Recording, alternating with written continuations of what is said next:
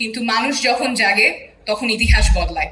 আমরা আর পূর্বের সহিংসতার রাজনৈতিক সংস্কৃতিতে ফেরত যাব না। আগের যেমন প্রতিহিংসা সহিংসতার রাজনীতি সংস্কৃতি ছিল, সেখানে আমরা আর ফেরত যাব না। মত পার্থক্য থাকবে, মত বিভেদ থাকবে, মত বিরোধ থাকবে, কিন্তু সেটা নিয়ে আলোচনা হবে। সেটা নিয়ে আর আগের মতো আমরা প্রতিহিংসার রাজনীতিতে ফেরত যাব না। আজকে অনেকেই বলেছেন যুবকদের স্বপ্নের কথা, সম্ভাবনার কথা, কিভাবে বাংলাদেশকে যুবকরাই পরিবর্তন করতে পারবে, তরুণরা পরিবর্তন করতে পারবে।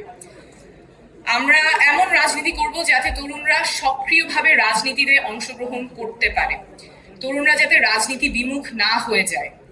আমরা জুলাই পদযাত্রায় দেশের প্রায় প্রত্যেকটা জেলায় দেখে এসেছি তরুণদের মধ্যে যে জোয়ার এসেছে।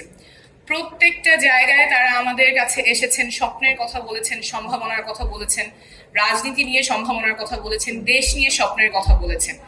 একটা প্রজন্মগত রূপান্তর কিন্তু ঘটে গেছে। এই যে রাজনৈতিক সচেতনতা তৈরি হয়েছে, এটা আমাদের লালন করতে হবে, সাস্টেইন করতে হবে, আরো এনহ্যান্স করতে হবে। এবং এখানে আমি আশা করব আজকে যারা যুব সংগঠন আছেন, যুব শক্তি আছেন এবং রাজনৈতিক দল আছেন, তারা এই স্বপ্নটাকে লালন করতে সাহায্য করবেন, সহযোগিতা করবেন। আমাদের তরুণরা যদি আশাহত হয়ে পড়ে, তাদের যদি স্বপ্ন ভঙ্গ হয়, তাহলে দেশ তীব্র একটা সংকটের মুখে পড়বে। আমরা সেই জায়গায় ফেরত যেতে চাই না। কিন্তু দুঃখের বিষয় হলো গত 1 বছর ধরে তরুণদেরকে বিভিন্নভাবে হেয় প্রতিপন্ন করা হয়েছে, ছোট করা হয়েছে। অনেক ধরনের মানহানিকর কথা হয়তো খুব ভাবনা চিন্তা ছাড়াই বলা হয়েছে, যে ছোটরা কি বোঝে, তরুণরা অত কি বোঝে, দেশের জন্য ওরা কি জানে। কিন্তু আন্দোলনের নেতৃত্ব তরুণরাই সামনে থেকে দিয়েছে।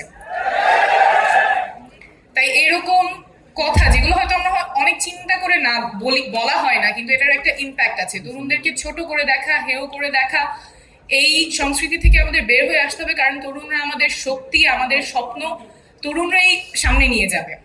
আমি সবার প্রতি আহ্বান করব যাতে এই ভাষাগুলো, এই অ্যাটিটিউডগুলো যাতে না থাকে। তরুণরা যেমন রক্ত দিয়েছে, তরুণরা দেশকে সামনে নিয়ে যাবে, নীতি নির্ধারণীতে তাদের ভূমিকা থাকবে, দেশকে সামনে নিয়ে যাওয়ার ক্ষেত্রে তাদের ভূমিকা থাকবে।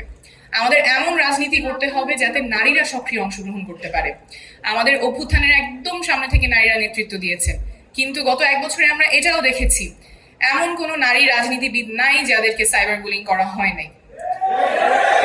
এমন কোনো কটু কথা, propaganda, deepfake photo, deepfake video তৈরি করা হয় নাই যাতে তাদেরকে হেয় প্রতিপন্ন করা যায়।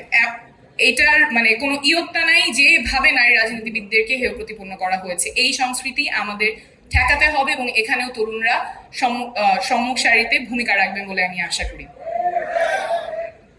আমরা পিছু হটবো না। যেই রাজনীতিবিদদেরকে কটূক্তি করা হয়েছে, সমালোচনা করা হয়েছে এবং সাইবার বুলি করা হয়েছে, ওনারা কিন্তু মাঠ ছাড়েননি, ওনারা আছেন এবং আমরা থাকবো।